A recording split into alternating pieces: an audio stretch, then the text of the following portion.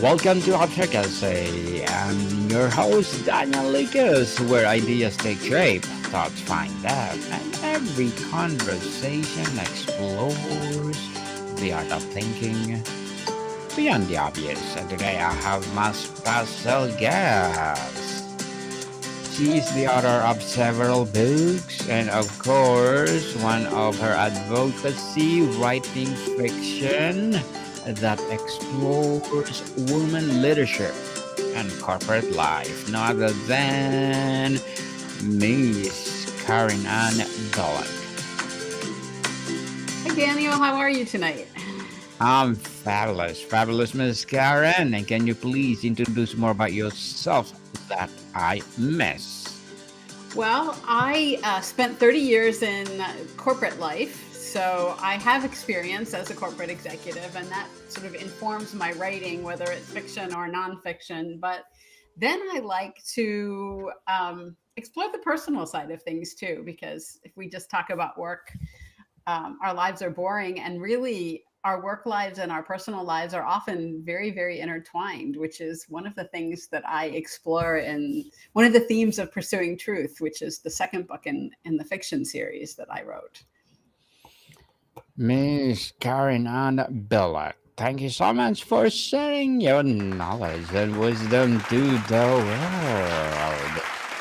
And today, let's talk about the second book of your series, Pursuing Truth. Awesome. Tell us what it's all about.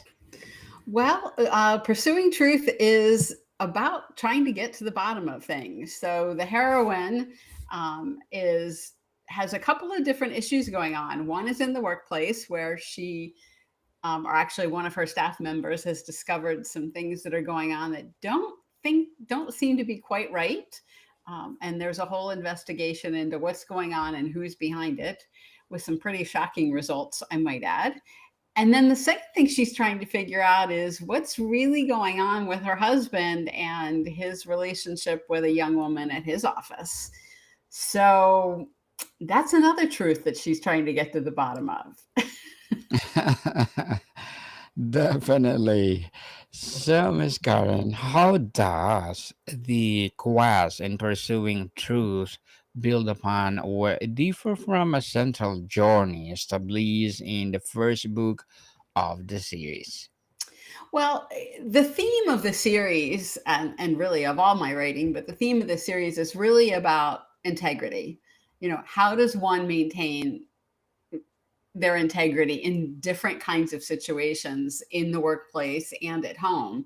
And then where do the lines blur? Because integrity and truth, um, I won't say they're relative, because we'll get into a whole phase of that, but we have different perspectives on what that is, right? And sometimes what we perceive as the truth changes over time as we get more information, or as we mature and as we learn.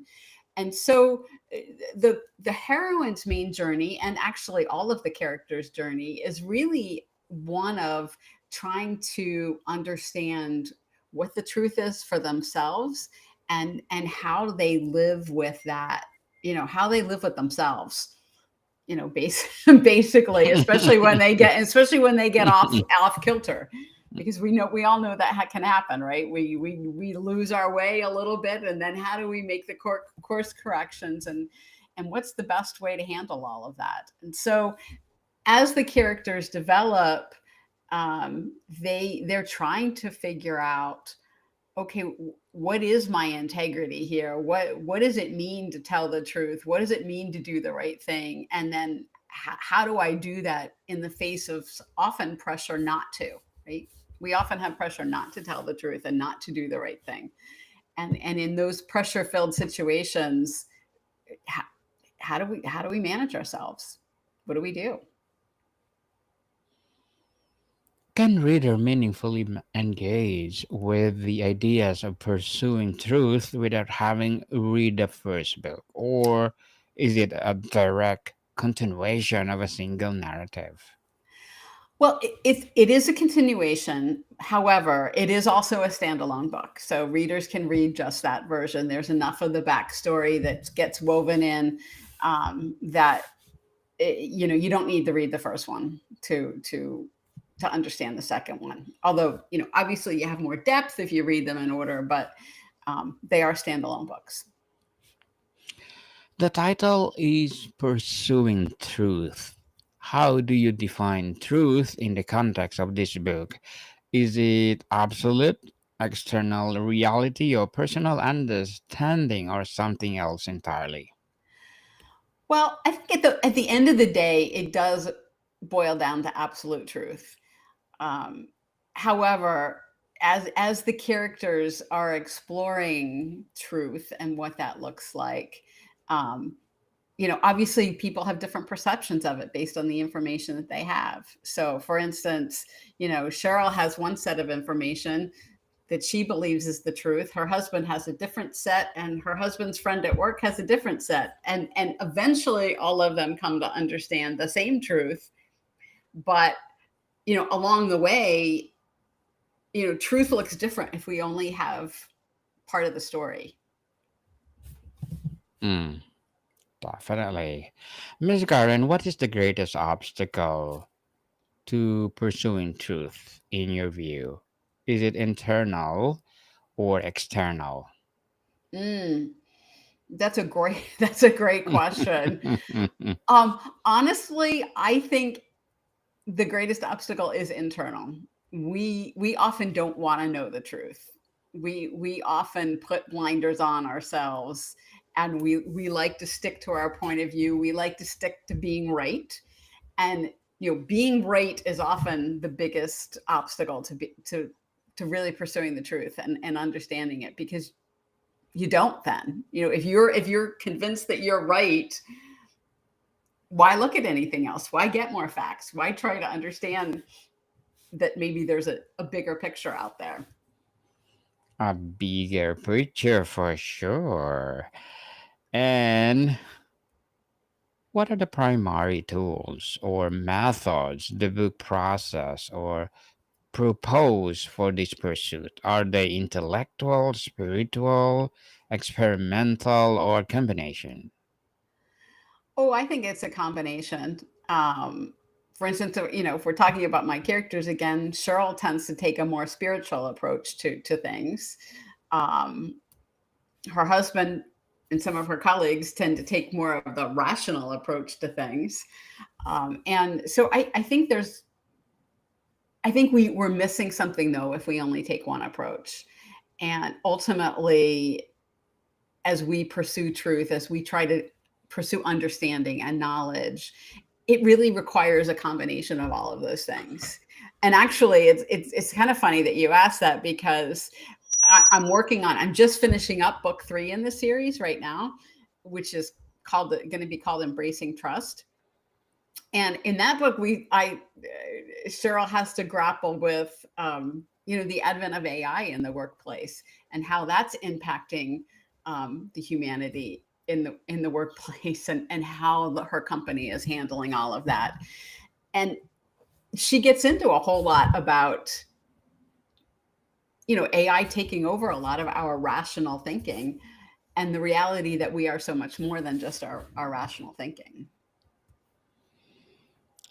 A key theme in such journey is often choosing truth over comfort. Can you discuss a moment in the book where character forces that difficult choice upon the reader? Well, I think Dave, who is a primary character in Pursuing Truth, comes to the realization that his friend at work has misinterpreted some of his behavior, and she's looking at something bigger and for their relationship than he is. And he's very uncomfortable here, because he's got the two women with expectations, right? He's got his wife with one set of expectations and his colleague with another set of expectations. And he has to face the truth that he was partially responsible for it. It wasn't all it wasn't all created by somebody else. And I think that's a very uncomfortable moment for him when where he has to grapple with, no, I can't blame this all on somebody else. I have to take some responsibility for how out of control this situation has gotten. And, you know, it's often easier to blame other people, right? It's often easier to say, hey, it's their fault. And while there's usually some truth in that, there's often the truth that, we played a part of the problem too. And it's uncomfortable to acknowledge that. And so Dave has to go through this whole process of trying to reconcile what really is a very uncomfortable truth in his behavior. Uncomfortable for sure. And what is the most significant challenge the main character faces in the pursuit of truth? And what does struggle reveal about the nature of the journey? Well, I think Cheryl's the main character, and she's faced with really trying to uncover the truth and trying to be objective in the face of some very emotional situations, both at work and in her personal life. And I think one of the things that is really important in her journey is learning to manage the emotional aspect of it, not ignore it, because we never want to ignore our emotions. That's always a bad thing. But how do you manage them? How do you use them and blend your emotions and control your emotions in the face of some really difficult things, so that you are looking at the truth instead of just lashing out or making crazy accusations, which is another thing we often do. Yes, that's true, Miss Karen. And how do relationships with the other characters either aid or hinder the pursuit? Is truth found in solitude or in community? I think it's a combination of both, and the character, particularly Cheryl, does it in both. I mean, she both spends time by herself, thinking about things and meditating on them and trying to, understand the truth, and her reaction to what's going on. But there's also, you can't find truth without community, without talking to other people, without getting the facts. And so, for instance, at work, she's leading or working with a team of people to try to understand what's going on. And even with her relationship, with her husband, she has to talk to him about what's going on. It can't be done in isolation. And I think one of the beautiful things about the story is that, the characters go back and forth between, solitary contemplation and community work in both things to try to understand what's really going on. Miss Karen, without giving too much away, can you describe a turning point or key revelation in the book that significantly alerts the understanding of what truth is? Hmm. That's a great question. I'm trying to figure out how to do it without giving too much away.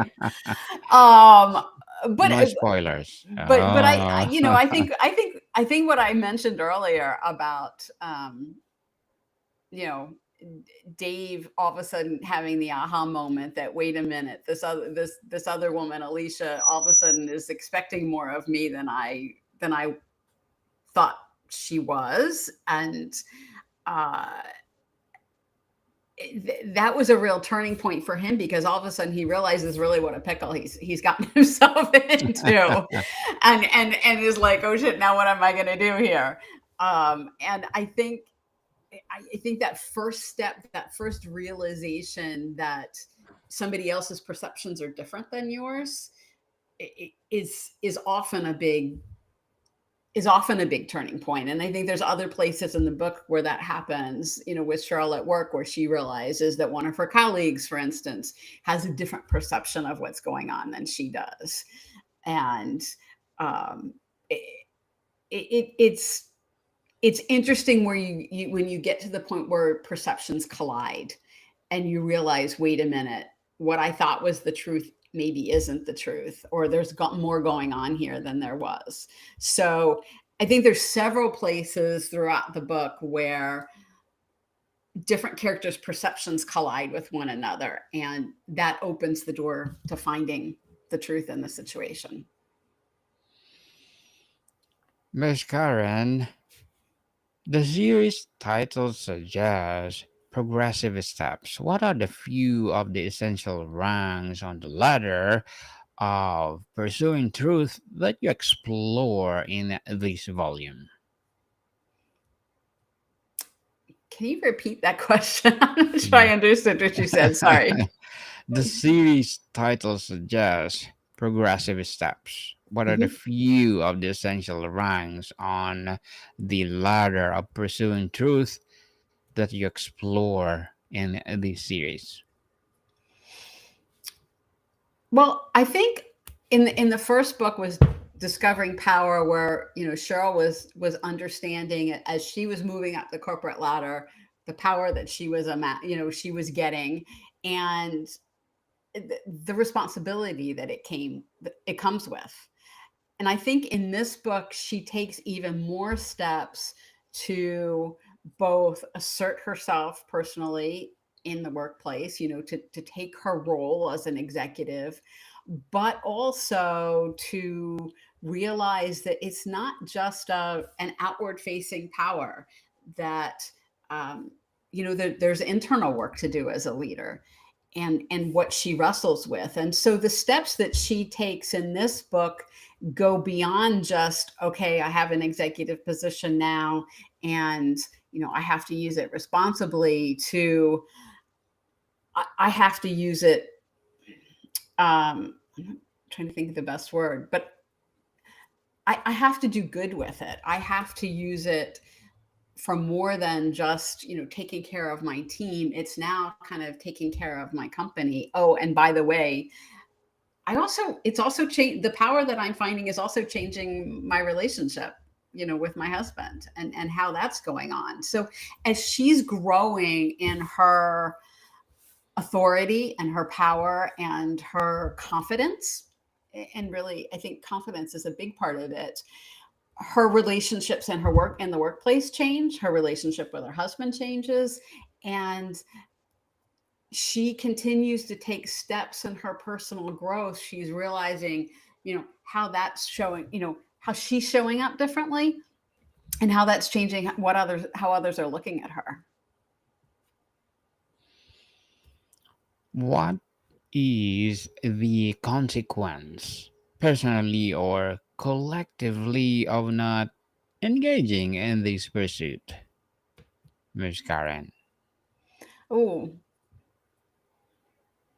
I think collectively it can create a toxic environment. I think we all see that in the workplace, where people don't pursue the truth, when people don't uh, aren't conscious of the power that they're wielding and their responsibility. I think in personally, it cuts you off from people, because you become distant instead of being engaging with people. So I think the two work together to create a toxic environment. But I think the toxic environment is as bad for the person who's creating it as for the people who are experiencing it, if that makes any sense. Makes sense, Miss Karen. For reader feeling inspired but overwhelmed the concept, what is one practical, actionable idea from book that you can apply their daily life to become more truthful person?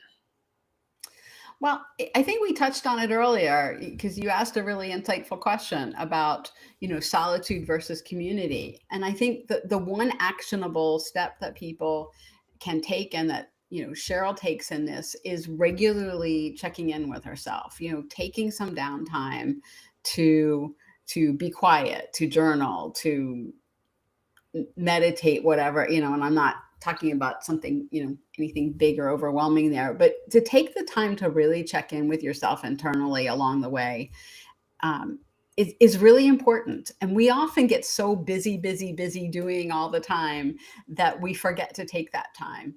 And, Cheryl does that in the book. And I think it's kind of a theme of how she deals with things. And I think that's really important for everyone to do. And it doesn't have to be anything big. It can be 5 minutes a day to really just be quiet and check in with yourself. And it helps with the overwhelm in a lot of different ways. Miss Karen, what part of this book was the most challenging for you to write and why?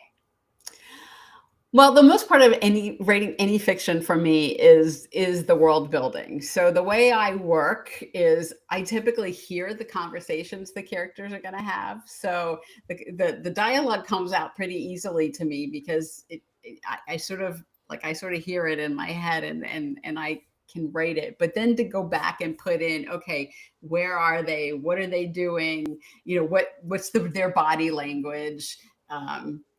Painting the picture of the environment that they're in. That's the part that's always hard for me. And I've had a good teacher that's helped me do it, helped me learn that skill, but that's still a skill I'm working on. Well, looking forward for more. Well, enticing and more profound writing of yours, Miss Karen. How do the ideas in this book speak to our current moment, characterized by misformation and deep societal vision? Well, I I think they talk about having conversations and doing the work to find the truth, and it's hard. I mean, I, this book, a lot of this book was written before things kind of got to where they are now. But I think the principles applies. Do the work, do the investigation, don't make assumptions, and it's hard. It's hard in today's world to do that because it's hard to get to the facts. But I think Cheryl spends a lot of time trying to get to the facts, and I think that applies no matter the circumstances. So, Ms. Karen, before we wrap up our discussion for today, I'm inviting you to please to listen to my other podcast, people. My other podcast, because my abstract essay is already in fifth season. Abstract poetry in second season. I'm a book 101 review in fifth season too. Comedy 101 in second season. I'm a food 101 in fifth season as well. Geography 101 in fourth season. My baby podcast Law 101 and Mental Health 101. Love letters in a third season, and Movie 101 review and Music 101 in fourth season, and Science 101 and Sex 101 in its first season. Please listen to them wherever you listen your podcast. So, Miss Karen, looking ahead at the entire Ascending Ladder series, what is the ultimate destination or state of understanding you are guiding your readers toward? Well, I think the title of the third book sums it up: embracing trust, learning to trust, learning who to trust, and more importantly, learning to trust oneself. Learning to trust, because trust is something you need to earn. Miss Karen Ann Bulluck, thank you so much for sharing your knowledge and wisdom to the world. So can you please invite our listeners to support all your books? Well, thank you, Daniel, for having me. I always enjoy our conversations. You asked some great questions, and I appreciate that. So if people want to get in touch with me, Karen at daringtotranscend.com, or you can find me on LinkedIn. And I love your podcast, and I'm looking forward to listening to more of them. Yes, thank you so much, Miss Karen, and you are most welcome to come back anytime. Yes, people, let's support Miss Karen Ann Bullock, because if you support her, for sure, more and more empowering series to come. So, Miss Karen, thank you so much for your time. Thank you, Daniel, for having me. I appreciate it. More to come, people. See you soon.